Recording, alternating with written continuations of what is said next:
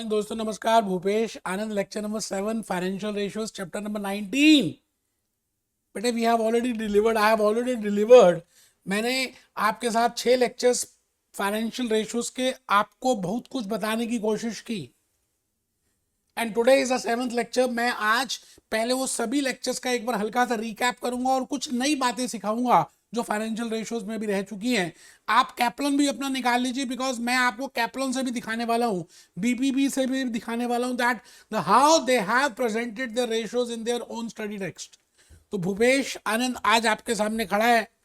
Great, good morning. Chapter 19 second last chapter है और second last lecture है बेटे इस चैप्टर का। मुझे लगता है नेक्स्ट लेक्चर में मैं कंक्लूड ही कर दूंगा पूरे चैप्टर को। तो आज आप पूरे जोश के साथ मेरे सामने मेरे साथ लिख रहे हैं chapter number 19 financial ratios, lecture number 7। Hand written slides prepare करना मोस्ट इंपॉर्टेंट था, है, तभी तो आपको लाइफ में सक्सेस मिलेगी यार। आइए आइए इन सभी बातों के साथ मैं भूपेश आनंद आपको फिर ये कहता हूं कि अगर अभी भी आपने you have not started studying, तो आप अभी भी कर सकते हैं। You can do anything and everything, believe in that. सवाल ये आता है कि हम अपनी कैपेबिलिटी खो जाते हैं, हमें लगता है हम कैपेबल नहीं है। जब हम छोटे से थे तो हर चीज नई नई ट्राई करते थे, कितना उत्साह था, कितनी बातें थी, कितना जोश था और कितना अनडाउटनेस था अपने लिए कि हम कर सकते हैं। अब आप जैसे बड़े होते जा रहे हैं ना, आपको डाउट आता जा रहा है अपने ऊपर। आप अपनी कैपेबिलिटी को खो चुके हैं, मतलब है कैपेबिलिटी बट आप उसको रिकॉग्नाइज ही नहीं कर रहे, अंदर सो गई है वो शक्ति। तो बेटे जागो जागो मोहन प्यारे, अब तो टाइम आ गया यार। आइए ACCA skill level financial management F9 के आखिरी पड़ाव की तरफ अब हम बढ़ रहे हैं।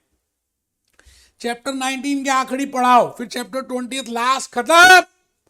बेटे आप लेक्चर नंबर 7 में आ जाएंगे और आज be happy, B jolly, B cheerful करने के साथ साथ मेरी कहानी को सुनेंगे। कैप्लन अपनी बाहर निकाल लीजिए सभी के सभी स्टूडेंट्स, क्योंकि मैंने आज कुछ कैप्लन से भी बताना है, so that we can reconcile all the chapters, all the lectures from lecture number 2 to lecture number 6. I have told you, मैंने आपको प्रॉफिटेबिलिटी रेशियोज बताई, मैंने आपको लिक्विडिटी रेशियोज बताई, मैंने आपको डेट स्ट्रक्चर रेशियोज बताई, मैंने आपको टर्नओवर रेशियोज बताई, बेटे मैंने आपको मार्केट टेस्ट रेशियोज बताई। आज मैं उन सभी को कंक्लूड करके आपके सामने आपकी झोली में कुछ रखूंगा।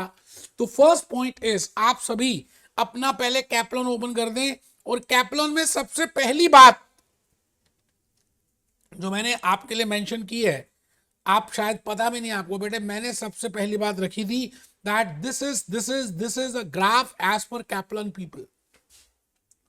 The first point is, what are the financial ratios we have discussed in lecture number 1. When I say ratio, what is a ratio, what is the meaning of relationship, how two figures are related with each other, और उस ratios की importance क्या है। देखिए ratios आपने 11th में भी किया, रेशियोज 12th में भी किया, रेशियो ग्रेजुएशन में भी किया, रेशियोज हमने F3 में भी किया, बट द पॉइंट इज आज हम F9 में इसको अगर रेशियोज को कर रहे हैं तो we have a different aspect for that ratios. Formulas तो वही रहने वाले, चेंज थोड़ी होंगे, बट द कंसेप्ट इज मैं उसको, मेरा देखने का नजरिया कुछ अलग है। Because as a finance manager मैंने बड़ी सारी डिसीजंस लेनी भी है और ले भी लिए, तो उन डिसीजंस का रेपरकशन देखना चाहता हूं, या मैं ये सोचता हूं कि that before taking that decision I should find out what is the impact on the ratios, what will be the impact on return on capital employed before taking any investment appraisal, so that I can analyse कि भाई मेरी ROC कितनी change हो जाएगी, मेरी ROE कितनी change हो जाएगी, मेरा ग्रॉस प्रॉफिट कितना चेंज हो जाएगा, मेरी ऑपरेटिंग प्रॉफिट रेशियो कितनी चेंज, उन सभी रेशियोज में चेंजेस कितने आएंगे, उस बात को देखने के लिए मैं भूपेश आनंद चाहता हूं कि आप इसमें कैप्लॉन में देखें। पहले हम इंपॉर्टेंस समझते हैं बेटे, फिर हम आएंगे इन रेशियोज की तरफ। इंपॉर्टेंस में first point they have given the importance of financial ratios specifically for F9. F9 के लिए पहली बात ये इंपॉर्टेंस है, measuring the achievement of corporate objectives. It means जो आपने ऑब्जेक्टिव सेट किया है, क्या वो ऑब्जेक्टिव हम मेंटेन कर पाएंगे। It means whether supposingly a company has targeted that they will be getting this much amount of ROCE, so whether they will be able to get that, whether that ROCE will be that. Assume करते we have prepared a benchmark of 12%, so whether I will be able to meet that ROCE of 12%. All it means जो objective मैंने सोचे थे, gross profit ratio का, operating profit ratio का, return on equity का, DPS का, price earning ratio का, EPS का, तो एक तो आप रेशियोज इसलिए कर रहे हैं क्योंकि आपको अब ये चेक करना है कि जो आप करेंगे investment decisions, working capital decisions, valuations, dividends, cost of capital, financial capital structure, with the help of that whether I will be able to achieve that corporate objectives. दूसरी बात, इन्वेस्टमेंट अप्रेजल्स जो आपने, मैंने आपको, I think we have seen that whether to go for investment और not, whether it is a capital biting investment is viable or not. At that time also, you know, जब हम NPV calculate करते हैं, PI calculate करते हैं, IRR calculate करते हैं, उस समय भी रेशियोज की बड़ी हेल्प रहती है। आई थिंक आपको याद होगा, we have calculated return on capital employed at that time also, we have calculated payback period at that time also, we have calculated desirability ratio at that time also. तो ratios investment appraisal में भी help करते हैं, ठीक है। Third point, ratios और कहां पे हेल्प करते हैं? वर्किंग कैपिटल मैनेजमेंट, चैप्टर 7 से 10 तक मैंने आपको डिस्कशन किया था। we have calculated economic order quantity, we have calculated reorder level, maximum level, minimum level. So the point is, आपको वहां पर भी ये हेल्प करेंगी ratios, and with the help of ratios we can easily manage that working capital, because if I am aware of this you know account receivables turnover ratio, कि भाई मेरी account receivables turnover ratio ये होनी चाहिए, accordingly we can fix the credit policy, और this much should be the inventory turnover ratio, accordingly we can fix the level of inventory, we can fix the level of cost of good sold. So the point is, जो आप working capital management, investment appraisal या जो भी कुछ कर रहे हैं, उसका सीधा सीधा संबंध उसका उस रेशियोज की हेल्प से भी आप उसका डायरेक्टली इवैल्यूएशन कर सकते हैं। तो this is very huge importance of huge importance of ratios specifically for a finance manager. Now specifically because a finance manager is going to fix a capital structure, a debt equity mix, so he has to calculate capital gearing, he has to calculate equity gearing. हमने chapter number 18 में देखा था, जब हमने capital structure prepare किया था, तो उस समय कैपिटल गेयरिंग निकाला, डेट टू इक्विटी रेशियोज निकाली, इक्विटी गेयरिंग्स निकाला, इंटरेस्ट गेयरिंग कैलकुलेट किया। तो बेटे at that time also, before doing capital structure, हम इन रेशियोज की हेल्प से we can find out that how much will be the effect. अगर मैं ये खाऊंगा तो क्या इफेक्ट होगा मेरी बॉडी में, कितनी कैलोरीज आएंगी, कितनी बर्न करूंगा, कितनी इंटेक करूंगा।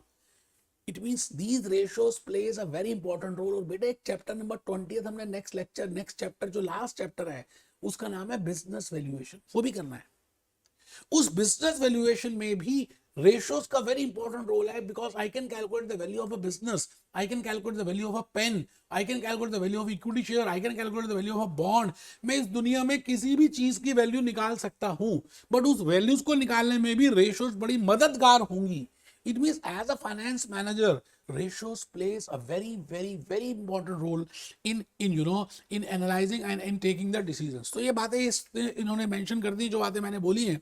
तो आप पहले मेरा लेक्चर ध्यान से सुन लिया होगा, अब आप पढ़ेंगे तो आपको लॉजिकली बातें समझ आएंगे। जैसा इन्वेस्टमेंट अप्रेजल में लिखा हुआ है, we have seen that one way in which investments can be appraised is to look at the return of capital employed. In addition to this, we will see the impact that a new investment will have on these ratios. Working capital management.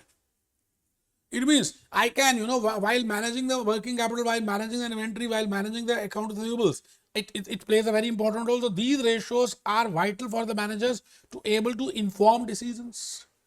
ठीक है जी, ठीक है sir. Capital structure में भी we have seen before taking any decisions regarding sources of funds, we have different sources of fund, we have seen in chapter number 15, and in that also we can see the impact of these ratios.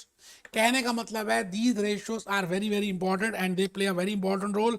अब मैं क्या करूंगा, आपको इस chart के basis पे जो Kaplan में दिया है, बेटे मैंने lecture 2, lecture 3, lecture 4, lecture 5, lecture 6 में जो भी कुछ बताया वो नॉलेजेबल बातें थी, लॉस थे, और उसके रिकमेंडेशंस थी, कैलकुलेशंस थी, कमेंट्स थे। आज मैं उन सबको एक माला में पिरो दूंगा, F9 की माला में। आइए जी, पहली रेशो जो उन्होंने बोली है, जो first category of ratios which they have seen, that is profitability and return. बड़ी सिंपल सी बात है that whenever as a finance manager I want to evaluate anything, I want to take any decision, आपके mind में सबसे पहली बात आएगी प्रॉफिटेबिलिटी। एसी से ज्वाइन करने से पहले आपके माइंड में यह आया था कि हमको सैलरी कितनी मिल जाएगी। आपने सिलेबस नहीं देखा था, सब्जेक्ट्स नहीं देखे थे, पेपर्स नहीं देखे थे, आपको ये था कि जॉब मिलेगी नहीं मिलेगी और जॉब के बाद कितनी हमारे पास सैलरी आ सकती है। It means similarly for a finance manager, ratios में सबसे पहला उसका एक ऑब्जेक्टिव रहेगा that how much will be the profitability and how much will be the return from this project और दिस डिसीजन। तो बेटे हम सबसे पहले प्रॉफिटेबिलिटी रिटर्न की बातें करते हैं। आपने जो सीखा है सब कुछ ठीक है, खाली मैं आपको आज F9 के एंगल से भी थोड़ा सा बताने की कोशिश कर रहा हूं। मैं कहता हूं जी ROCE, हमने इसको इन्वेस्टमेंट अप्रेजल में सीखा, लास्ट लेक्चर्स में सीखा, आज फिर बताऊंगा। फिर नेक्स्ट है जी ROE। प्रॉफिट मार्जिन में इन्होंने दो रेशोज का यूज किया, gross profit margin and operating profit margin. आराम से बेटे मैं फिर रिपीट करता हूं, मुश्किल कुछ भी नहीं है, 5-6 फॉर्मूलेस हमने ऑलरेडी डिस्कस किए हैं, इनको देखेंगे। इसके बाद हम आएंगे डेट एंड फाइनेंशियल में इंटरेस्ट कवरेज और इंटरेस्ट यील्ड। बेटे इंटरेस्ट कवरेज अलग बात है, इंटरेस्ट यील्ड अलग बात है, इंटरेस्ट गियरिंग अलग बात है। देखो बड़ी प्यारी सी बात मैं और बोल गया, चुपके चोरी चुपके, बिकॉज मुझे बताना था interest gearing which we have already discuss in chapter number 18 capital structure, जहां पे हमने डिस्कस किया था कैपिटल गियरिंग, फिर मैंने डिस्कस किया था इक्विटी गियरिंग, फिर मैंने डिस्कस किया था इंटरेस्ट गियरिंग। आज आपको यहाँ पे इंटरेस्ट गियरिंग नहीं कह रहा, interest coverage ratio and interest yield ratio. तो सब भाई बहन है भाई साहब, ये इंटरेस्ट गियरिंग, इंटरेस्ट कवरेज, कोई किसी का रेसिप्रोकल है, कोई किसी का रेसिप्रोकल है, किसी की किसी के साथ इनवर्स रिलेशनशिप है, किसी की किसी के साथ डायरेक्ट रिलेशनशिप है, आज सीखेंगे और आप सबको वो ज्ञान पता है। ठीक है जी। थर्ड रेशोज जो हम डिस्कस करेंगे बेटे, जो मैंने अपने लेक्चर्स में लेक्चर 2 to 6 में डिस्कस की, लिक्विडिटी। अब लिक्विडिटी इन्होंने नहीं बताई क्योंकि उन्होंने कहा जी वर्किंग कैपिटल में जो डिस्कस किए, फिर भी मैंने कहा कि यार वर्किंग कैपिटल में तो किया है, बट यहाँ पे दोबारा मैं बताऊंगा। तो I have discuss current ratio, I have discuss liquidity ratio, I have discuss quick ratio, वो सारी रेशोज लिक्विडिटी रेशोज थी। ठीक है सर, बहुत बढ़िया। इट मींस एक फाइनेंस मैनेजर जब एक प्रोजेक्ट को एनालाइज करता है और डिसीजन लेता है, तो उसको ये सारी रेशोज में सबसे पहले उसको प्रॉफिटेबिलिटी एंड रिटर्न कैलकुलेट करना है, उसके बाद दूसरा उसको डेट एंड अर्निंग कैलकुलेट करना है, डेट एंड गियरिंग कैलकुलेट करना है, एंड थर्ड इज लिक्विडिटी। और लास्ट में बेटे जो लोग पैसे लगा रहे हैं, इन्वेस्टर्स, कॉमन आदमी, मैंगो पीपल, दैट उनके प्रोस्पेक्ट में भी देखना है कि क्या उनको डिविडेंड मिलेगा, how much will be the dividend coverage ratio, how much will be the interest coverage ratio, how much will be the dividend yield, how much will be the return they will be getting, how much will be the total share holder return. ये सभी बातों की calculation हम करेंगे। आइए मेहरबान कदरदान, मैं भूपेश आनंद एक बार आपको कहना चाहता हूं कि मैंने लेक्चर नंबर 1 में आई थिंक और बड़ा सारे दूसरे चैप्टर्स में दिस F9 मैंने आपको बैलेंस शीट और इनकम स्टेटमेंट के फॉर्मेट्स दिए, कोका कोला की बैलेंस शीट दिखाई, पेप्सिको की दिखाई, सब कुछ शो किया। बेटे कहीं ना कहीं मेरे माइंड में था कि उसको रियलिटी से मैं टच करूं, और आज देखिए आप चैप्टर 19 फाइनेंशियल रेशियोज में you know in they have given the statement of financial position, that is SOFP, जिसको हम IFRS में SOFP बोलते हैं और हिंदी भाषा में बैलेंस शीट बोलते हैं। पहले बैलेंस शीट बोलते थे, नॉन करंट एसेट्स हम पहले लिखते हैं, फिर करंट एसेट्स लिखते हैं, फिर इन्वेंट्री, जो भी करंट एसेट्स हैं, टोटल एसेट्स। और बेटे आप देखो एक साल प्रीवियस ईयर है, दूसरा करंट ईयर है 2005-6, इट मींस एक बच्चे के 8th क्लास में ये मार्क्स आए, 9th में इतने आए, तो वी कैन इजीली सी कि वो परफॉर्म गुड कर रहा है या नहीं कर रहा, ग्रोथ कर रहा है या नहीं कर रहा, क्योंकि ग्रोथ तो पिछले ईयर्स की इंफॉर्मेशन से भी होगी। Next is equity and liabilities. Equity and liabilities में पहला है ordinary shares, share premium, reserves. इसी तरह से नीचे दिया हुआ non current liabilities, non current liabilities के बाद है करंट लायबिलिटीज। आपने ये फॉर्मेट देखा हुआ है यार, आपने ये फॉर्मेट देखा हुआ है, आपको आता है। मैं जस्ट इसलिए बता रहा हूं कि एक बार वो जान पहचान हो जाए, क्योंकि अभी हमने क्या करना है नेक्स्ट लेक्चर में, इस लेक्चर में मैं आपको एक क्वेश्चन कराऊंगा, test to understanding question number 1। उसमें उन्होंने पूरी बैलेंस शीट दे दी है, profit and loss account, income statement दे दिया है, and you have to calculate the ratios from those figures. So you should be aware कि बैलेंस शीट बनती कैसे है यार। आपको बनानी आती है, आई नो, बट थोड़ा सा फॉर्मेट चेंज हो गया है। You must have done F7 के मेरे लेक्चर्स देखे होंगे, नहीं तो आपको थोड़ा सा मालूम होगा। ठीक है जी।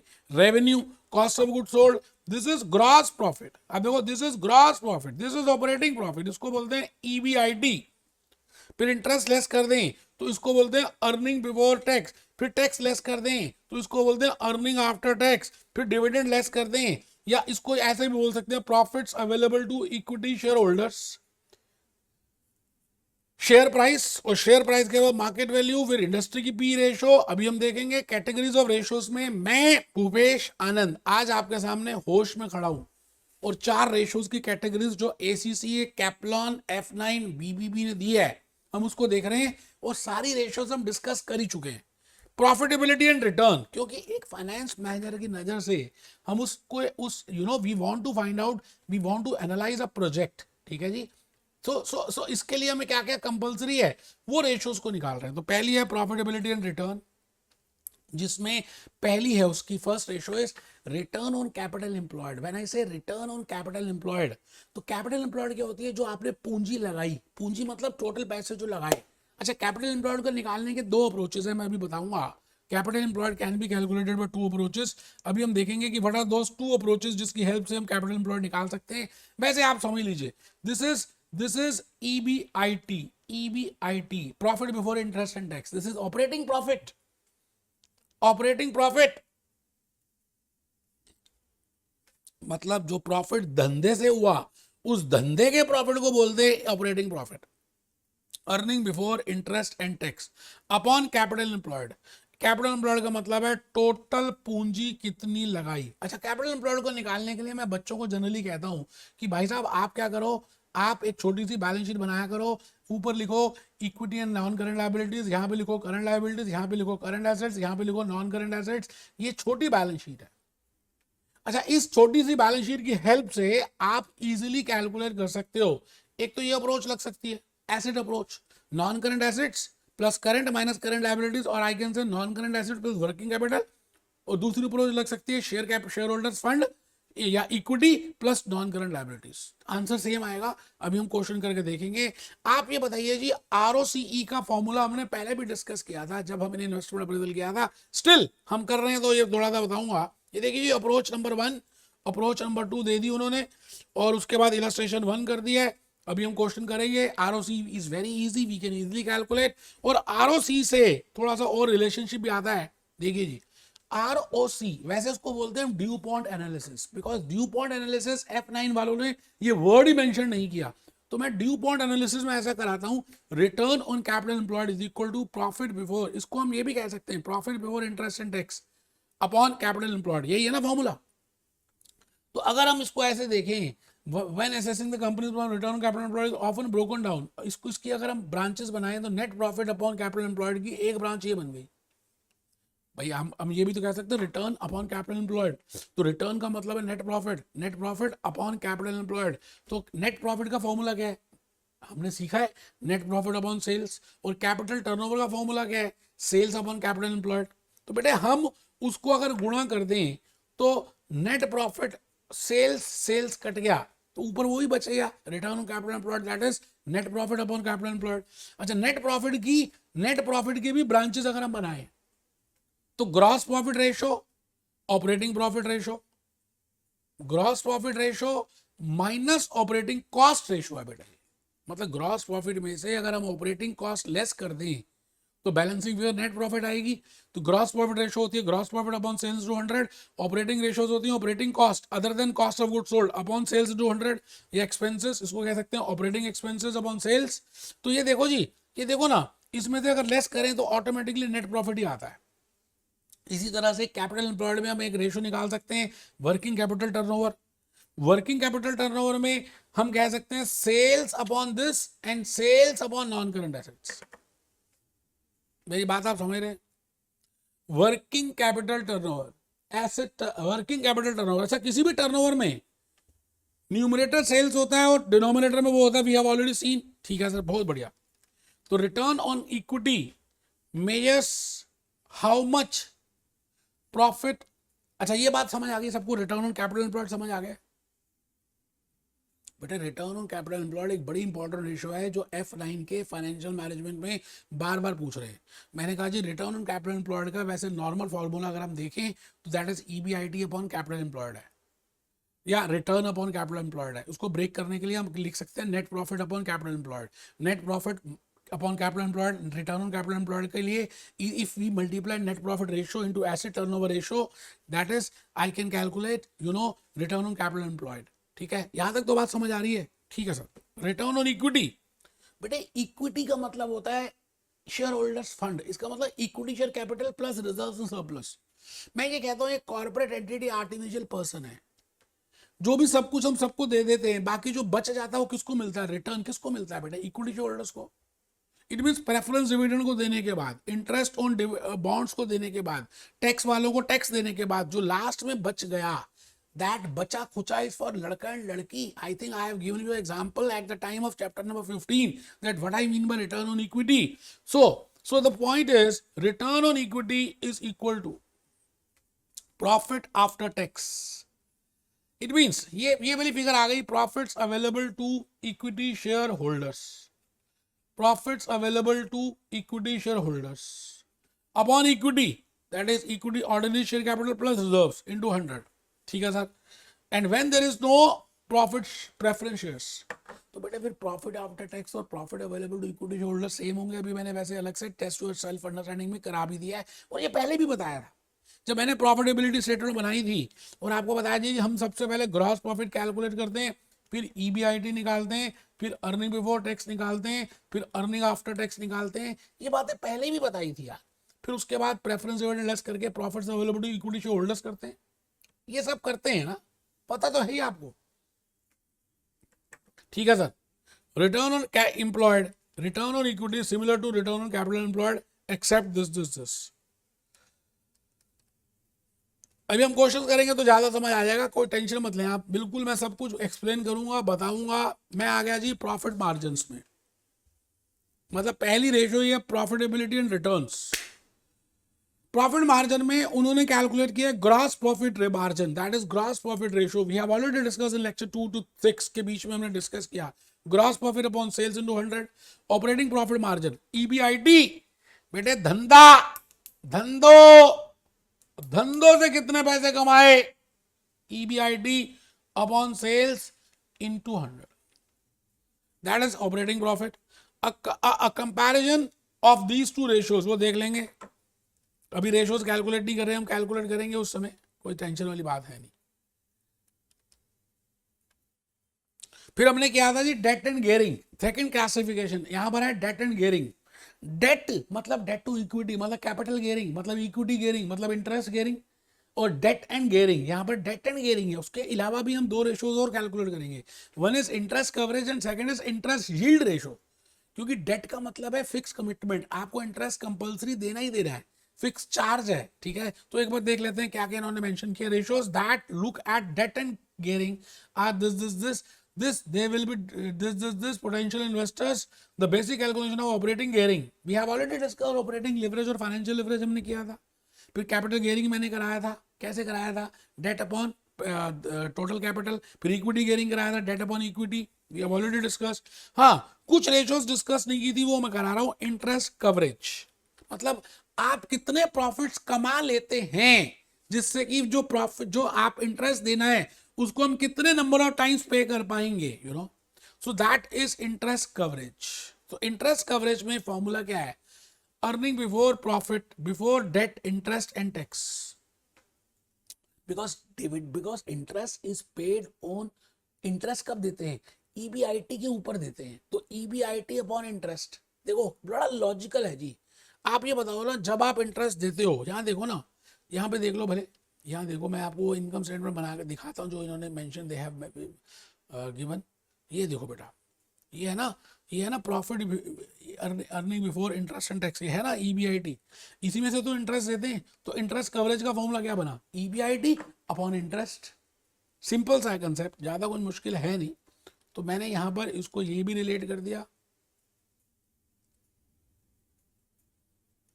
Profit before debt and interest tax, ये आगे बेटे earning before interest and tax upon debt interest.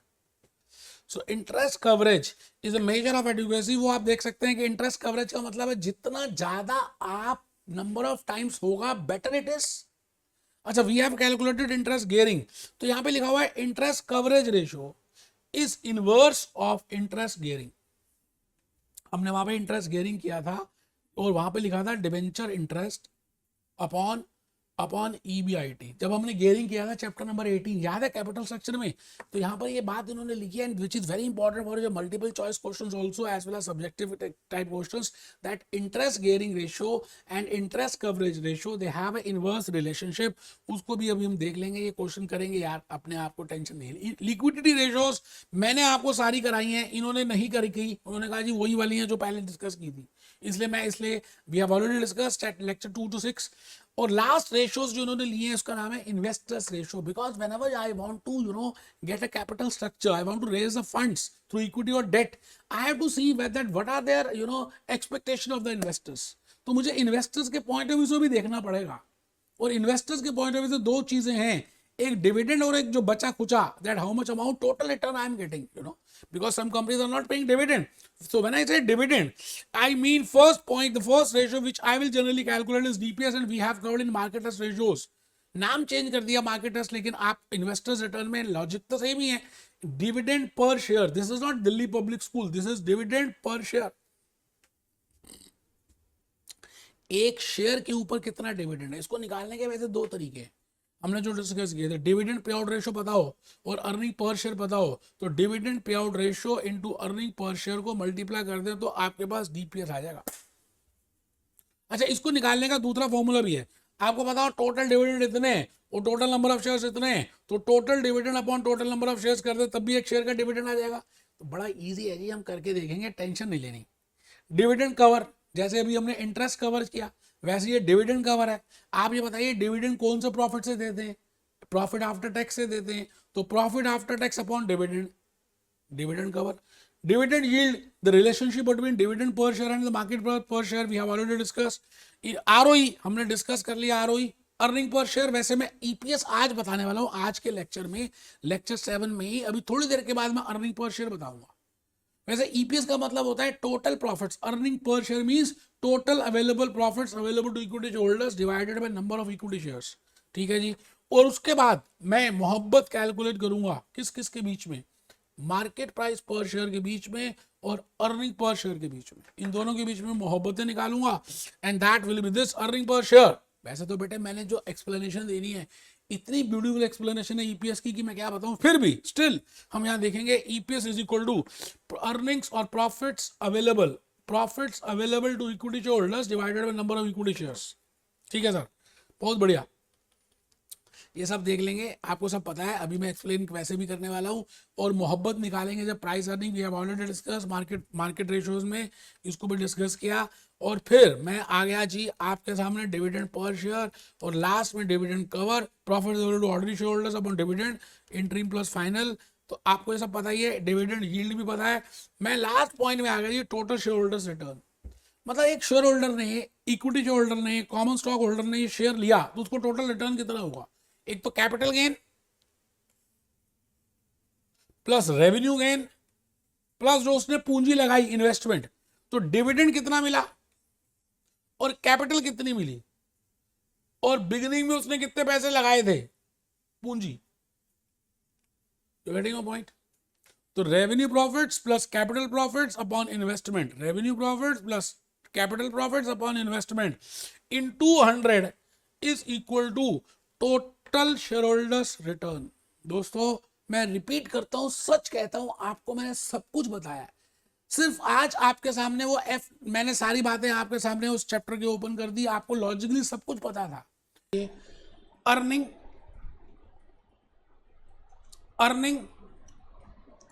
पर शेयर,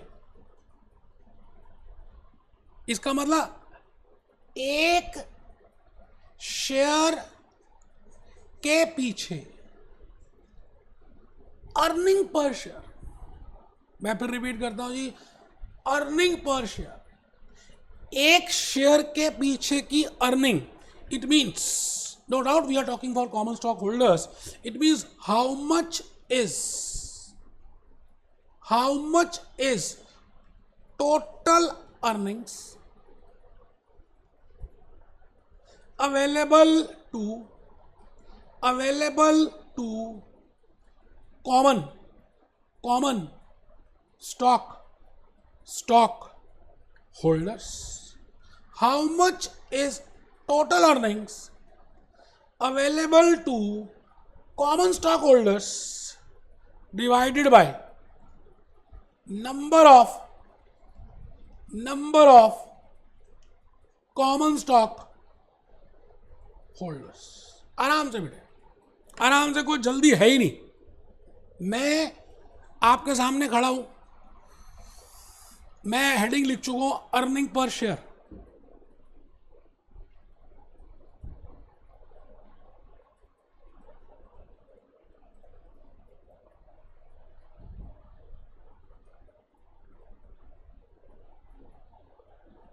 मुझे अचानक एक बात याद आ गई कि जब मैं सीए करता था या जब सीएस या जब भी, तो मेरे को मन में कई बार ऐसा विचार आता था कि यार पता नहीं आगे ना बड़ी अनसर्टेनिटी सी लगती थी कि होगा नहीं होगा।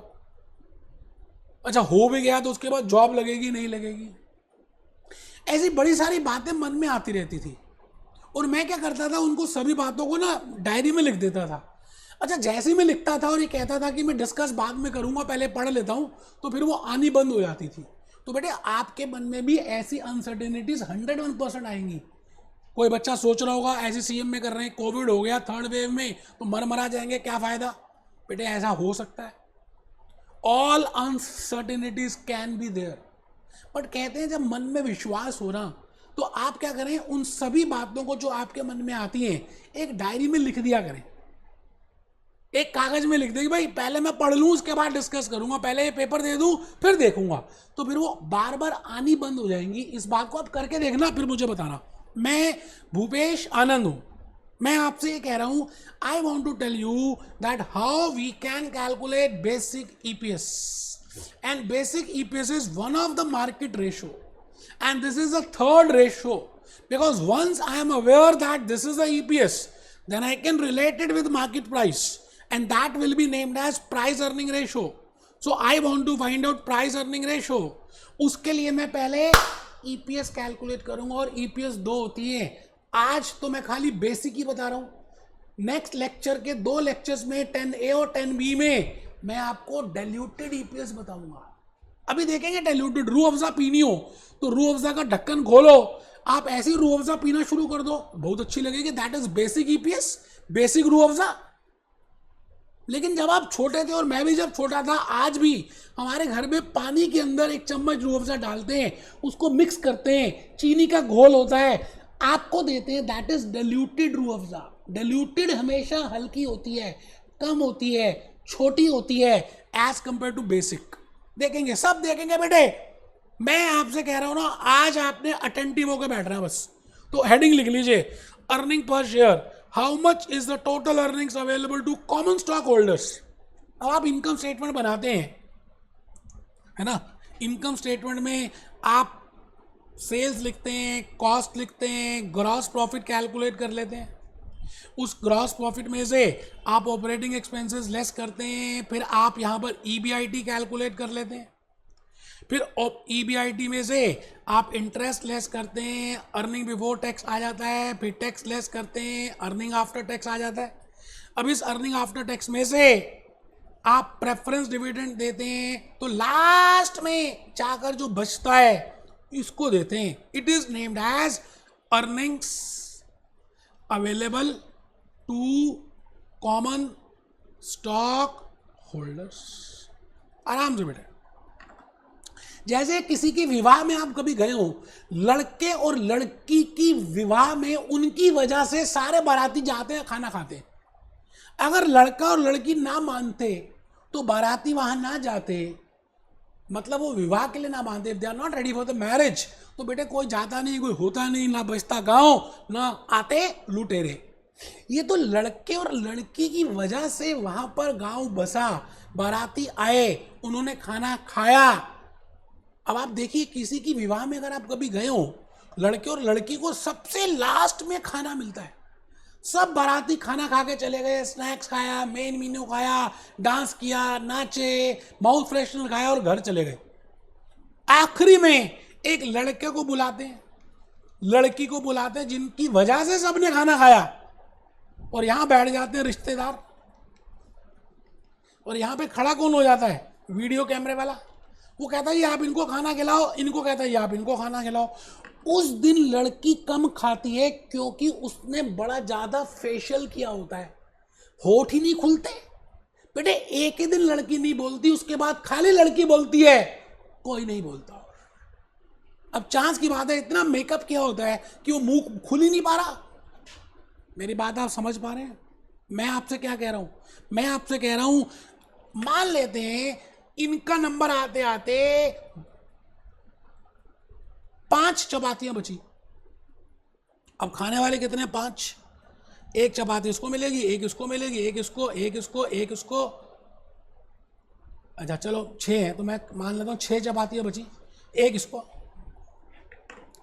सिमिलरली सबको देने के बाद, सबको खाना खिलाने के बाद, after paying interest to bond holders, after paying preference dividend, after paying tax, after paying to those बेशरम पीपल, सबको सब कुछ दे दो। भैया आपने कभी नोट ही नहीं किया ना, चक्कर तो ये है, लड़के वाले डांस करके आते हैं, लड़के वाले डांस करके आ रहे होते हैं लड़की वालों के यहाँ पर, अज्यूम करते हैं बारात सही टाइम पे पहुंच गई। तो आप ये बताइए सबसे पहले खाना कौन खाएगा? लड़का खुद ही खाना खाना शुरू कर देगा, या लड़की ब्यूटी पार्लर से भाग कर आएगी वो खाना खाएगी, या लड़की वालों के जो तरफ से मेहमान आए वो खाएंगे, या लड़के वाले की तरफ से जो मेहमान आए? बेटे जो लड़के वालों की तरफ से आए हैं, नखरे वाले हैं, वो सबसे पहले खाना खाएंगे। और आप यू कैन इजीली डिफरेंशिएट कि लड़के वाले कौन है और लड़की वाले कौन है, लड़के की बहन कौन है, लड़की की बहन कौन है। उस दिन उनके चेहरे के नूर से ही पता चल जाएगा। तो सबसे पहले खाना लड़के वाले, नखरे वाले। It means firstly we will give food to interest to bond holders. लेकिन उस बारात में ना कुछ लोगों को बुलाया नहीं जाता, वो बड़े बेशर्म लोग होते हैं, आ जाते हैं खाना खाने खुद ही। बैंड बाजे वाले, income tax department, US income tax department, Indian income tax department, इनको कोई बुलाता नहीं है, ये खुद ही खाना खाने आ जाएंगे। इसका मतलब पहले आप खाना किसको दे रहे हैं? लड़के वालों की तरफ से जो मेहमान आए, फिर बेशरम लोगों को दे रहे हैं, फिर अगर खाना बच गया तो लड़की वालों की तरफ से जो मेहमान आए, preference stock, preferred stock, preferred stock, preferred dividend, तो फिर हम प्रेफर्ड डिविडेंड दे देते हैं। अब लड़की वालों की तरफ से जो मेहमान आए उन्होंने भी खाना खा लिया, सब खाना खा के चले गए, तो लड़के को बुलाते हैं, लड़की को बुलाते हैं, कुछ खास रिश्तेदार आमने सामने बैठते हैं, सामने वीडियो कैमरा वाला होता है। These people are named as equity share holders, these are common stock holders, these are the real मालिक, they are the real owners. तो हम ये आज जो ईपीएस कैलकुलेट करेंगे, बेसिक हो या डिल्यूटेड हो, हम ये कैलकुलेट करना चाहते हैं कि असली में एक शेयर होल्डर को, एक मालिक को कितने पैसे एक शेयर के ऊपर मिल रहे हैं, कितनी कमाई हो रही है एक शेयर के ऊपर, कंपनी कितना कमाई कर रही है, कमाई कर रही है। That is named as EPS. And when we calculate the EPS as per the facts, as per the given facts, that is basic EPS. But when we calculate for future, keeping in mind some dilution also, that is diluted EPS. तो बेटे बड़ा ही important chapter है, बड़ा ही प्यार से करेंगे, बड़ा मजा आएगा जी। आप थोड़ा सा लिखना पड़ेगा बेटे, मैंने एक स्लाइड खोल ली है, बड़ी प्यारी सी स्लाइड है जो मैंने प्रिपेयर की है आपके लिए ही, आपके लिए ही बनाई है।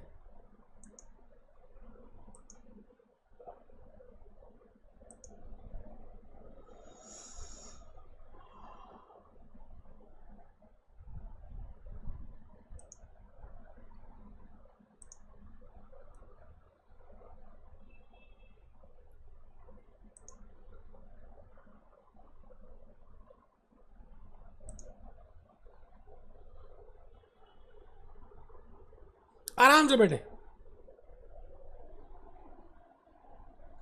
मैंने लिख भी दिया ईपीएस। आप सबने ये स्लाइड को नोट करना जी। यहां पर लिखा मैंने basic EPS and diluted EPS, but आज के इस लेक्चर में हम बेसिक ही करेंगे। EPS is the performance tool of an entity.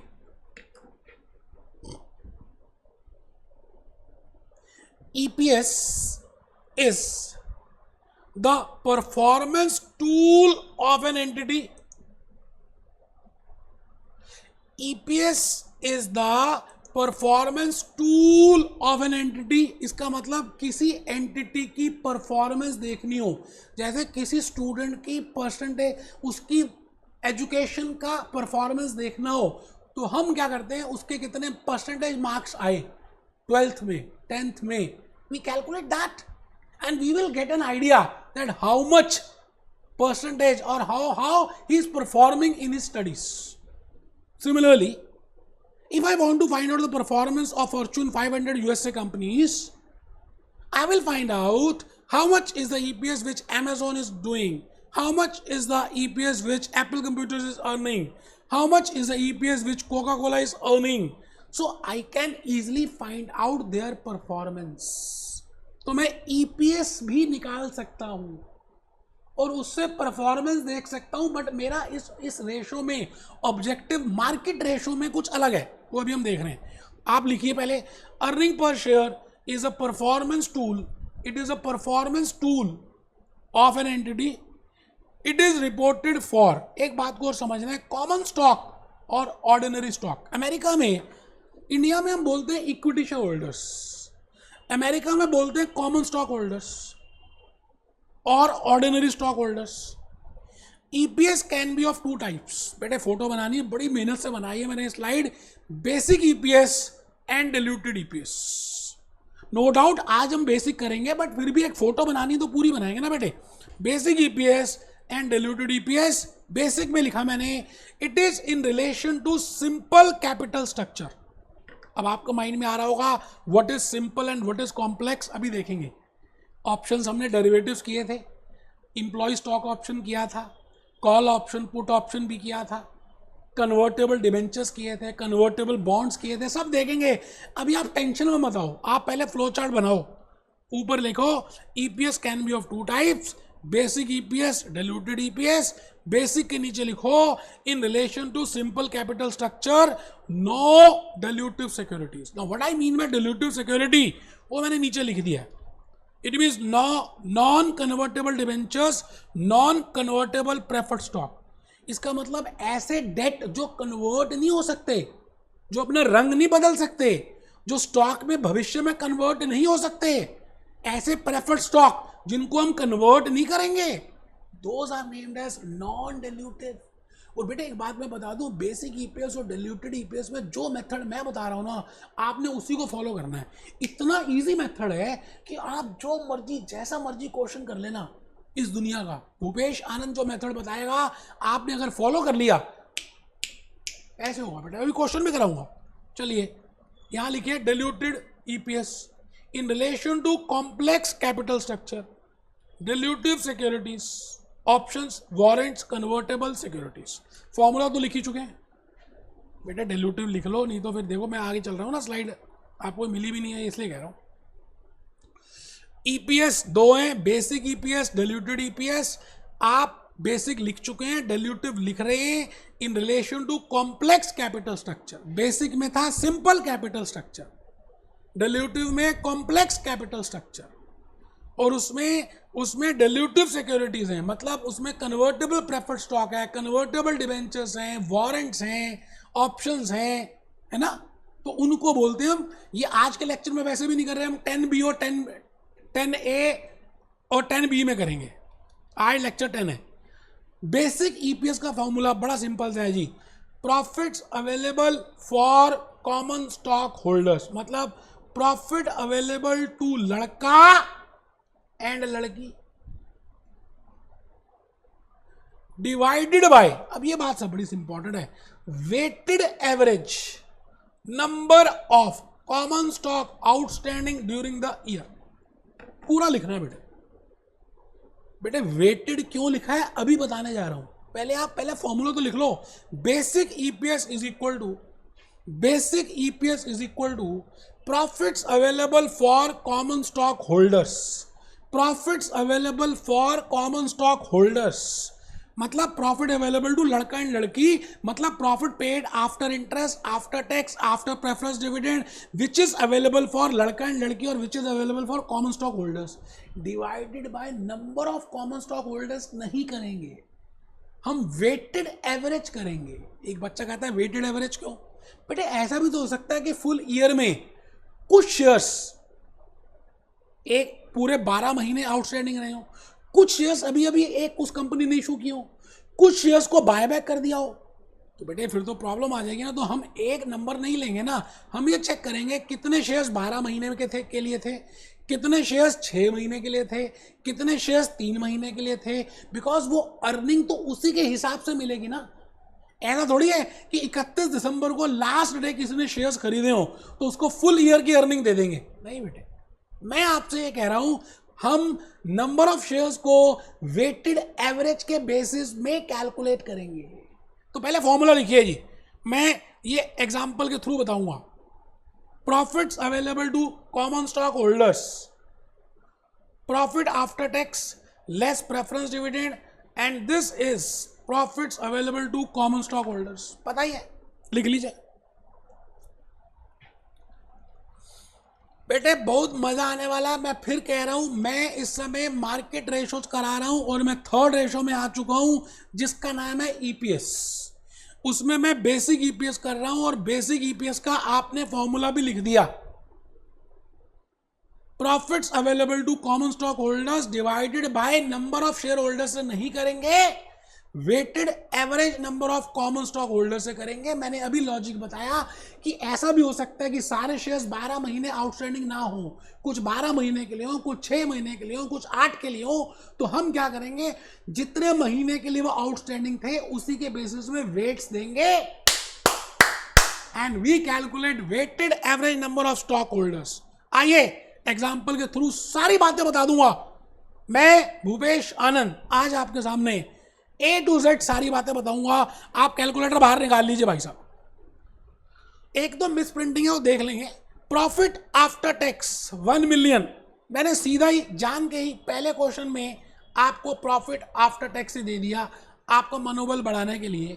बेटे 3-4 एग्जांपल्स हैं बेसिक ईपीएस के, 3-4 एग्जांपल्स हैं डिल्यूटेड के, जो हम 10A और 10B में करेंगे, लेक्चर 10 है 10B में। ईमानदारी से बता रहा हूँ, अगर आपने 6-7 एग्जाम्पल्स अच्छी तरह से कर लिए ना तो कोई दुनिया की ताकत नहीं आपको इसमें फेल कर दे। ठीक है जी। Number of preferred stock 1000, face value 1000, और आपको पता ही है dividend is always given on the face value, ये बात तो मालूम ही है, बहुत बार कर चुके हम सेक्शन बी यूनिट 2 यूनिट 3। तो आप ये बताइए 1000 शेयर्स हैं, 1000 का एक शेयर है, इसका मतलब 3 और 3 6, 1 2 3 4 5 6। आप बताइए 15% अगर इसका निकालें तो प्रेफरेंस डिविडेंड आ जाएगा, बिल्कुल आएगा। Number of common stock holders 1 lakh. अब आप यहां देखिए कुछ बताया नहीं जा रहा, तो हम ये मानेंगे I will assume that this is for 12 months. ठीक है जी, आराम से क्वेश्चन लिख लीजिए, लिख लो बेटे, लिख लो, ये स्लाइड आपको मिली नहीं है, आप लिख लो। बड़ा प्यारा सा एग्जाम्पल है। Example A, profit after tax is $1 million, number of preferred stock outstanding during the year 1000, face value of preferred stock $1000, preferred dividend rate 15%, number of common stock shares outstanding 1 lakh. मुझे ईपीएस निकालनी है। लो जी, मेरे को 10 लाख दिया ही हुआ था profit after tax, इसका मतलब उसमें से इंटरेस्ट लेस हो गया, टैक्स भी लेस हो गया। प्रॉफिट आफ्टर टैक्स में से अभी हमने एक ही चीज लेस करनी है। नाउ वी हैव टू सी कि हमें कौन सी स्टेज का प्रॉफिट दिया है। If I am given with EBIT तो मैं नीचे आ जाऊंगा, इंटरेस्ट भी लेस करूंगा, टैक्स भी लेस करूंगा, प्रेफरेंस डिविडेंड भी लेस करूंगा। बट अगर मुझे प्रॉफिट आफ्टर टैक्स दिया है, इसका मतलब इंटरेस्ट और टैक्स तो लेस हो ही चुका है, I will only deduct preference dividend. ठीक है जी। तो basic EPS is equal to profit after tax minus preference dividend.